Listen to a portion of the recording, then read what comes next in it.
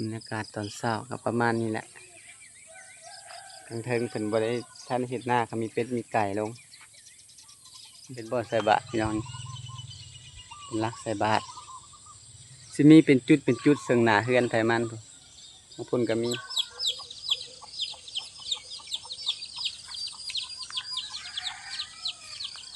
เสียเบ็ดเอาปลาขอไปคือกบกินโดยสบายดีเด้อพี่น้องเด้อสบายดีตอนเช้าๆพี่น้องตื่นมาตั้งแต่เช้าๆเลยมื้อนี้ตื่นมาก็ได้ยินแต่เสียงนกเสียงเป็ดเสียงไก่เฮือนบ่เก่งมันสิมีต้นไม้ต้นหนึ่งเฮือนบ่เก่งน่ะมีต้นโพใกล้เฮือนนี่แหละในแก้มทุ่งนาเสียงนกร้องสนั่นนี่ตื่นเช้ามารับตอนแรงตื่นมาก็ได้ยินแต่เสียงเป็ดเสียงไก่อันนี้สิเป็นคอกงัวเนาะก็อยู่ใกล้เฮือนเนี่ยเพราะว่าตั้งแต่เก่าออกมาตั้งแต่อยู่พี่เนาะก็เฮ็ดอยู่พี่ก่อนเพราะว่าเฮือนซ่านบ้านสองกับท่านได้ขยายมาปานนี้ก็เฮ็ดแบบนี้แบบอยู่หน้าว่าแล้วก็ตะกี้เนี่ยมันบ่แม่นอยู่แคมป์หน้าเหมือนอยู่แคมป์บ้านคนตะกี้เขาเรียกอยู่แคมป์เซตะกี้ปาเก่งก็อยู่เฮือนหมู่เฮือนหยังทางแคมป์เซพุ่นแหละบ้านนี้ออกมาอยู่ตรงหน้าบัดนี้ตะกี้ก็บ่มีไผออกมาเพิ่นเป็นป่าเป็นดงเบิดแถวนี้ตกมาสมัยนี้ก็เป็นบ้านเป็นเฮือนเบิดพี่น้องคือถ้าอยู่กลางบ้านสุดท้ายเลยอยู่นี่เลยขอบหัวกแต่บ่ทันย้ายทางใดทางลุมกามันเป็นคอกหมูเป็นเฮ็ดคอกหมูใส่เลี้ยงหมูนำก็เลยบ่ได้ย้าย เลยอยู่ใกล้เฮือนยามฝนตกฝนหยังมันก็สิเปื้อนแน่เลยพี่น้องก็ธรรมดาสำบ้านเฮาแต่ว่ามันก็อยู่ทางพูนคนก็ได้ทางพี่ก็อยู่แต่ว่ามันสิเปื้อนแน่ตัวมีหมูมีงัวมีเป็ดมีไก่มาก็เสียงน้องสนั่นเยอะแต่เช้าบรรยากาศกันแล้วนี่แหละพี่น้องเงินซ่านบ้านสองอะไรพอดีบ่เก่งเสียบเบ็ดไว้ทางเทิงแต่มันเป็นเบ็ดเก่าพี่น้องใช้ในหนองคุณเจ้าแหละว่าสิย่างไปเลาะมึงอยู่ทำมันสิมีว่าจักโตจักใดมากะใส่ไปเลยกลางคืนพอดีมีลูกหลานแถวนี้แหละพี่น้องเพื่อนส่วนด้วยกันปลูกก้านปลาก้านหอยนะแถวลุ่มนี่เป็นถึงน้อยเพิ่นก้านไปขายแต่ละมื้อแต่ละเวียนพี่น้องชีวิตหาอยู่หากินหาของขายเนี่ยส่วนไปก็เลยออกมาก้านเขียดแถวนอกนี่แหละมีหมู่เพิ่นก็ก้านแถวลุ่มไปเสียบปลาไว้บาง10 หลัง20 หลังแหละในหนองแต่ว่ายันบ่มีดอกเบ็ดเก่าแห้งโพดจักสิแม่นเบ็ดเป็นปีเลยพี่น้องมันก็เข้าที่เมียงมาละอีกอย่างจังน้อยจังสิขึ้นพยายามเบิ่งใส่ในหนองผู้เจ้าถ้าบ่ใส่ก็มันก็ไปคือเก่าจังน้อยฝนตกเพิ่นเตรียมเสร็จหน้านี่มันก็ไปแล้วมันจังเข้ามาใหม่มีปลาขอปลาหยังแต่ว่าเบ็ดนั้นคันเฮาก้านเอากลางคืนน่ะสิได้ปลานั้นคือว่าเก่งเคยใส่แล้วก้านกลางคืนถ่ายคลิปลงอยู่ได้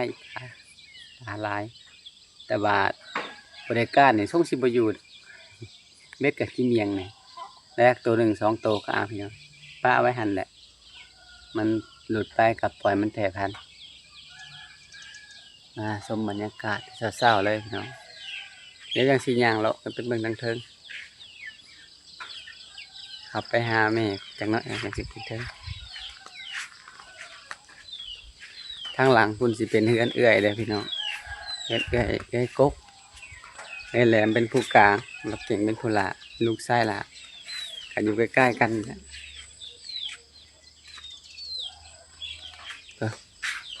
มาทางเฮือนไผ่กันพี่น้องมากับสภาพเดิมพี่น้องเนี่ยยังมีกองพื้นคือเก่าขาดบ่ได้ดอก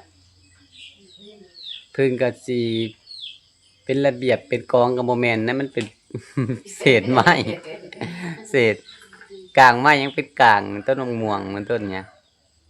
หากใหม่มันเขาดูเดินทางนะโอ้เก็บหางไม้เก็บหากเขามันหากมันโหมีพื้นเอาหา เจ้าดูดเห็ดทางหลานเพิ่นเก็บขี่รถไถไปหลอกเก็บแถวทางแต่เพิ่นเอามาให้คือนี่หลานเพิ่นก็มานอนนำยังทันได้ตื่นใช่ไหมหลานไส้หล่า เอ้ยบ่เก่งมีลูกอยู่3 คน ลูกสาว1 คน ลูกชาย2 คนให้ลูกชายหลามาอยู่นำผู้หักมาส่งข้าวส่งน้ำเนาะถ้าของกินแห้งของกินหยังเพิ่นแล้วมาส่งเพิ่นเป็นผู้น้อยส่งได้ ถ้าเป็นแบบถ้วยแบบแกงแบบหยังก็เอื้อยกกเพิ่นเลยได้มาส่งล้างหนังไผสบายดีเด้อแม่เด้อ สบายดี ตื่นแต่เช้า แต่ใครหนึ่งเขาลูกชาย ใส่เบ็ดป้าไว้ได้ในเทิงฮะอักทรงสิบ่อยู่ดอกเบ็ดนั่นเป็นปีละมันเหมี่ยงเบิดเลยแม่น เอายังเสีย เขียดหลายอยู่แถวเทิง ไปกะที่ได้ไปกะนั่นก็ได้ ออกมาเมื่อคืนนี้เด้มีพอดีเด็กน้อยในคุมนี่แหละเพิ่นชวนไปหาก้านกระปูก้านหยังก็เลยหักบ่ได้ไปก้านนะเพิ่นดอกเฮาก้านเขียดนี่แถวเฮือนนั่นล่ะหักหลายอยู่เขียดไปเสียบปลาไว้คือสิหล่นเบิดแล้วแหละ แต่คืนนี่น่ะบ่ได้ก้าน ถ้าไปก้านยามนั้นได้ปลาคือ การเขียนนะ คือสุดก่อนนั้นได้ แต่กินเขียด ก้านเขียดก้านคืนนี้ได้บักหลายนี่เสียบเบ็ดไปแล้ว กระตุกก็มี ในของยังน้ำโตหนึ่งไปเบิดแล้วผ่าน ไปหมดแล้ว ไปเบิดละสั่งมาเป็นอย่างก้านไม้มือหนาอันนี้แต่เสียง ไก่ห้องไก่คันยังเศร้าอยู่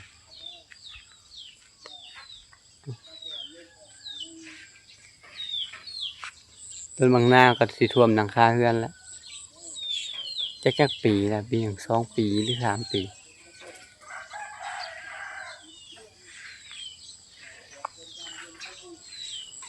สวนพักก็ได้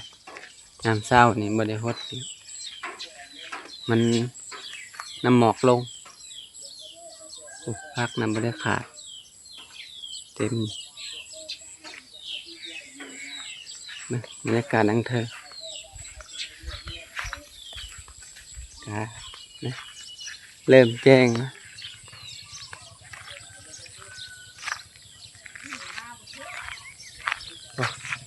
มาเป็นห้องมาวันนี่บรรยากาศทางนอกพี่น้องน้ำหมอกยังเต็มอยู่บ้านบักเก่ง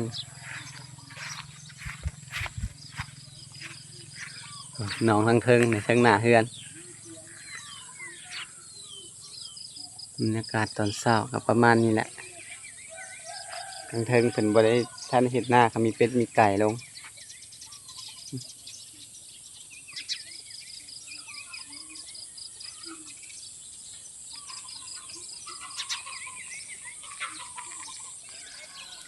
บรรยากาศยามเช้าๆพี่น้องเลย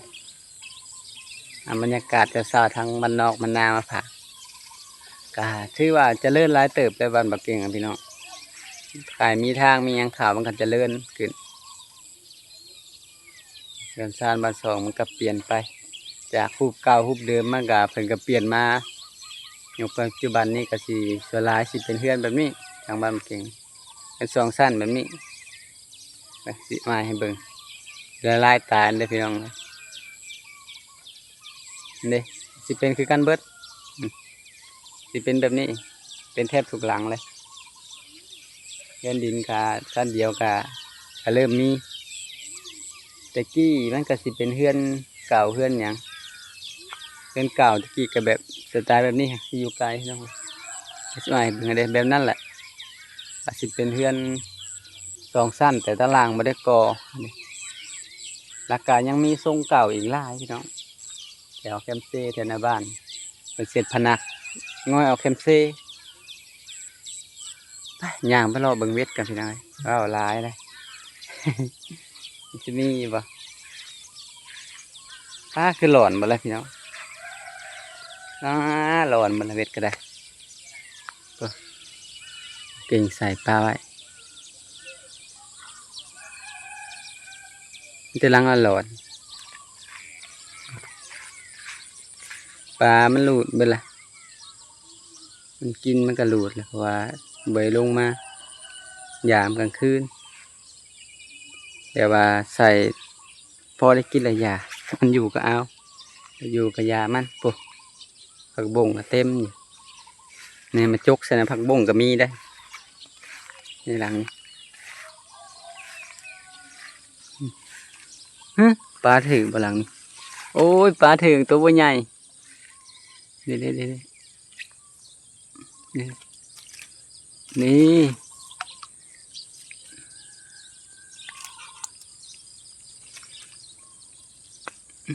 ี่พี่น้องถ้ามันก้านนี่ได้หลายปลาบริก้านมัน ตัวหนึ่งโอ้มันยังนะปลาหรือมันยังถึงเบ็ดปลาหรือกบกินเบ็ดนะบ่เหม็นกบบ่หรือปลาโขโอ้ยกมือความไปเอาก่อนไปปลูกปลาบ่ปลาหรือกบนะแถวนี้ก็ใส่นะมันหลอนหมดเลย หลังน่าจะมีหอยบ่อนเดี๋ยวมึงปลาหลังนี้ให้ก่อนนี่ปลาวันนี้แหละ บรรยากาศเศร้าๆพี่น้องมันจะล้างละหลอนปลากิน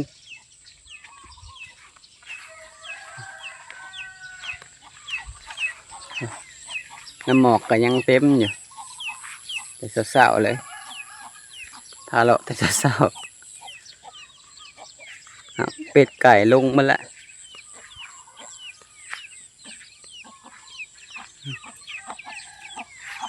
ไก่หาอยู่หากิน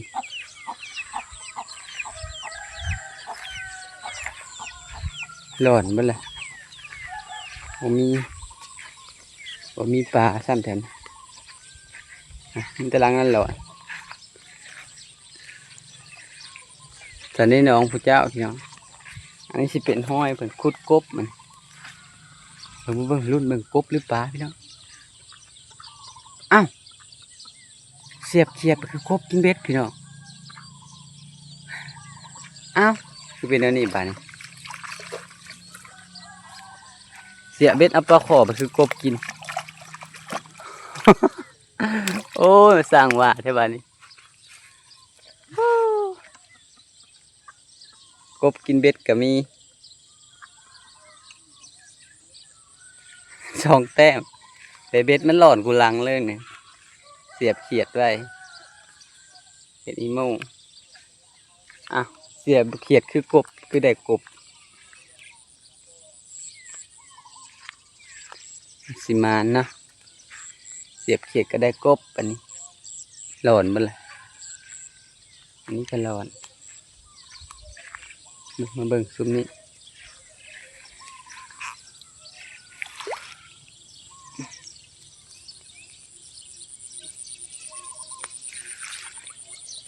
หลุดคน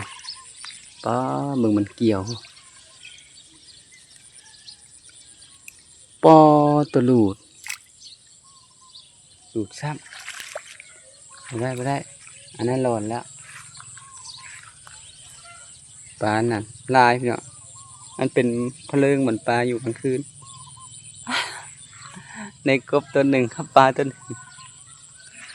ครับอันนี้เบิดเบ็ดเลยเสียบเขียดคือได้กบลองใส่เลนลิ่นปลาไว้ที่สิเนี่ยพอเห็นเนี่ยมันหลายแถวเหือเดี๋ยวมาใส่ผัดแต่กบโบเป็นคือขึ้นแล้วว่าถึงปลาคอตัวใหญ่ซ้ำมาถึงได้จังไดน่าจะแม่นเป็นกินเขียดหลอดบ่เบิดยัดปลากินแหละเขียดมันยังอยู่ยังแบบเป็นตอนคลายคือเหนื่อยังบ่เลยเพิ่นไปกินต่อเลยได้กบซ้ำน้องอยู่ในกลางบ้านพี่น้องขับไปห่างก็สิเป็นแคมซี่ครับทางในวิเทือหลังนี้ขับไปแคมซี่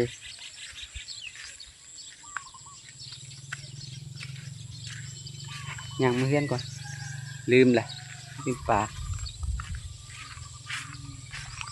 พี่น้องบ้านบอกเก่งแต่ละเศร้าเพิ่นสิชายจังน้อยเพิ่นสิออกมาใส่บาตรเป็นบ่อใส่บาตรพี่น้องเป็นรักใส่บาตร สิมีเป็นจุดเป็นจุดซึ่งหน้าเฮือนไผมันพุ่นบางพุ่นก็มีเป็นลักแบบนี้แหละไว้ตั้ง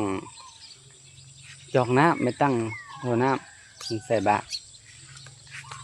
เมื่อก่อนตอนนี้ร้อนเบิดเบ็ดกะ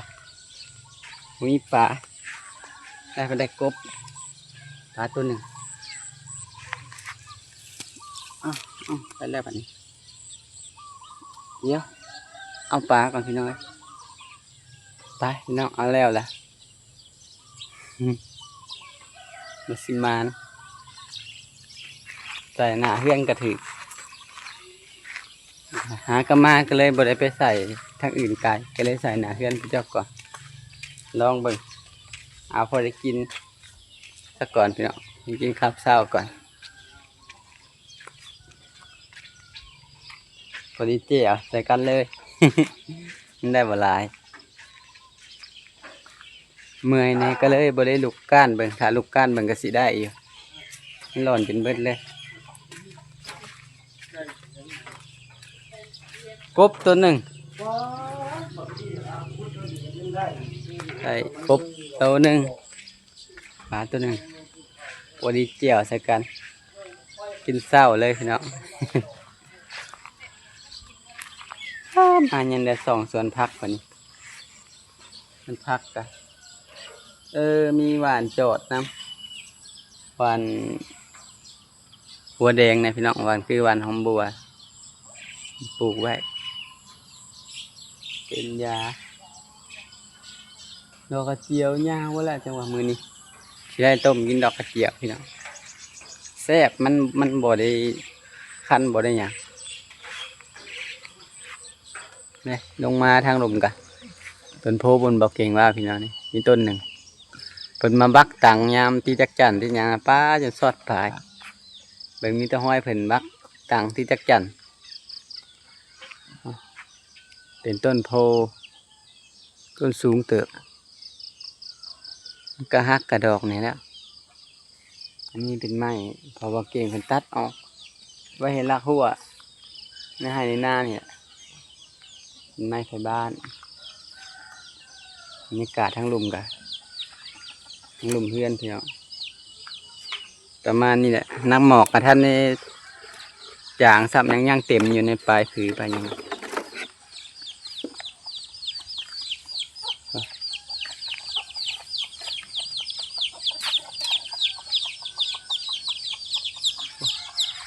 ไก่ก็ลงให้นาย ไก่ไม่ลุกอ่อน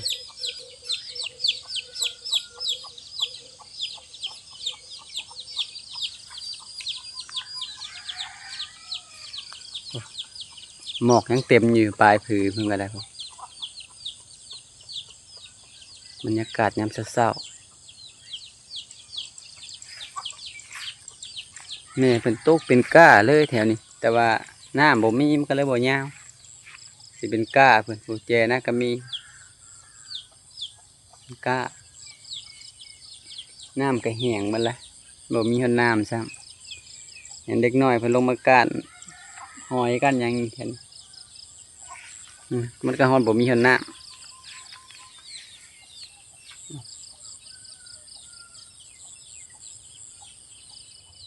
สิได้ยินแต่เสียงนกเสียงเป็ดเสียงไก่ได้อพี่น้องเลยสิได้ยินเสียงน้องสนั่นเนี่ย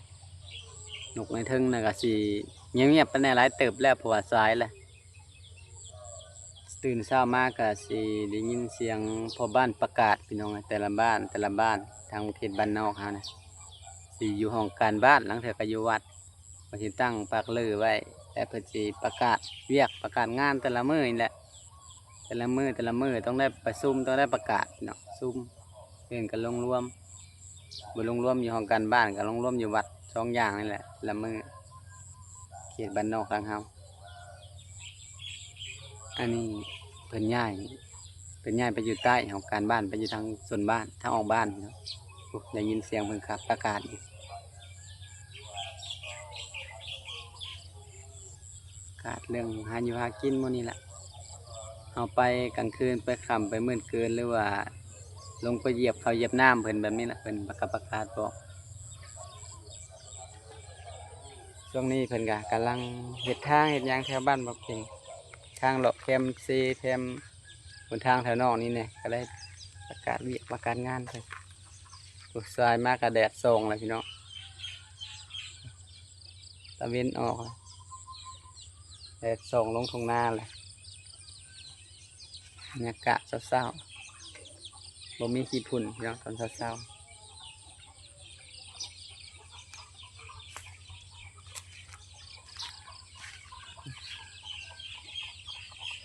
เป็นพายเอาเบิดแถวนี้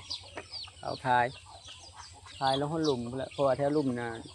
ปัดถือพลไม้หลีมันดำบ่ทันเป็นมิตรพายเอาอยู่หน้าบึงเพิ่นกับพายเพราะว่าจ้างมันบ่ไหวพี่น้องแต่ต้นทุนหลายเกินวันหนึ่งเป็นแสนสองแสนแล้วมันก็บ่ไหวถึงค่าปุ๋ยก็ตกอยู่สอบแล้วเป็นพันกว่าค่า2,000มันก็แพงเกินปุ๋ยสิใส่หน้านี่ยังแทบสิบ่ได้เลยพี่น้องมันแพงก็ค่าน้ำค่าไฟเอาเห็ดหน้าแรงและเสียค่าน้ำค่าไฟสิมาจ้างคนดำคนเห็ดนำก็แห้งกระเต็กเพื่อเครื่องสวยทุนแห้งพี่น้องคือจ้างใครจ้างหยังคือในเฮือนนี่มันก็บ่มีผู้ไทยพี่น้องบอกยิงบ่อยู่กันมันจะได้จ้างรถไปให้พอแม่เห็ดกับพอได้กินนี่แหละหาโซลุปไปมีแต่ว่าคลิปนี้บอกเก่งกับสิขอตัวจบคลิปเด้อพี่น้องเด้อมาถ่ายบรรยากาศยามเช้าๆให้เบิ่งพี่น้องเลยบรรยากาศทางบ้านบอกเก่งแหละสีน้องๆคือบอกเก่งว่าแหละตื่นมาแต่เช้าก็ได้